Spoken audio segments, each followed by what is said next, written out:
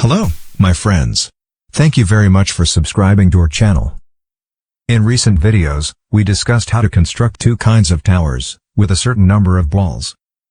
In the next two videos, we will discuss the general term formulas, for the number of balls in these two towers respectively.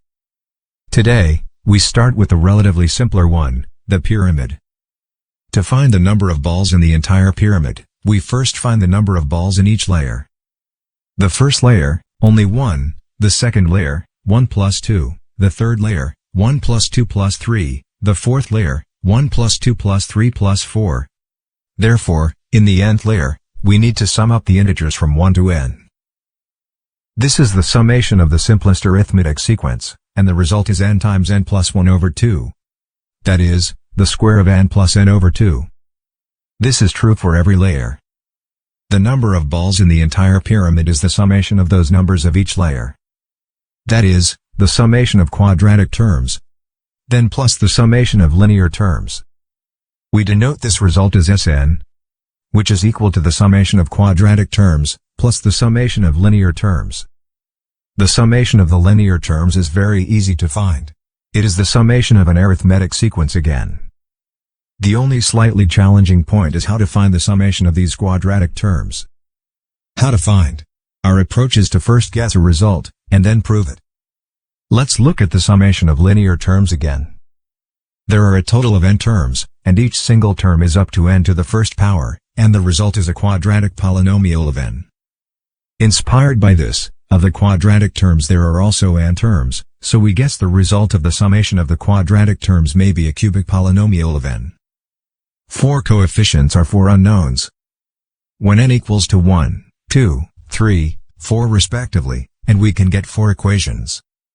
Subtract the first equation from the second equation, subtract the second equation from the third equation, subtract the third equation from the fourth equation, we get 3 new equations, of only 3 unknowns a, b, c.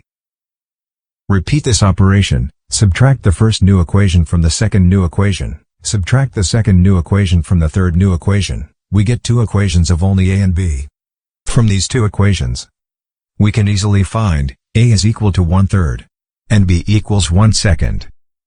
Bringing them into any equation with c, we find c is equal to 1/6. Then bring them into any equation with d, and the solution is d equal to 0. Bring abc into the result. Then factorize it, we get n times n plus 1 times twice n plus 1 over 6.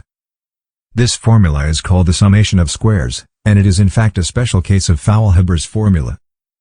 But today, we are not citing it from a reference book, rather expect to find it by ourselves. So our task is not finished yet. Because so far this formula is obtained by guessing, and at most we know it is true only when n is equal to 1, 2, 3, and 4.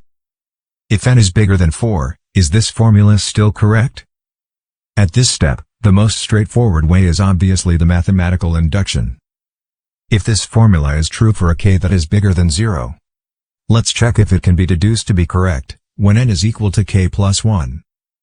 To the left, we need to add the square of k plus 1. So to the right, we also need to add the square of k plus 1 as well. Obviously, k plus 1 is a common factor.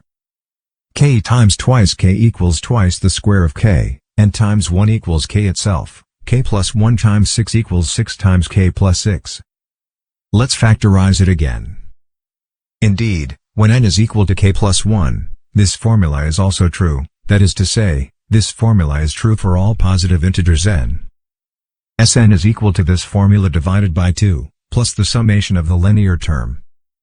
The result has a very beautiful form, that is, n times n plus 1 times n plus 2 over 6.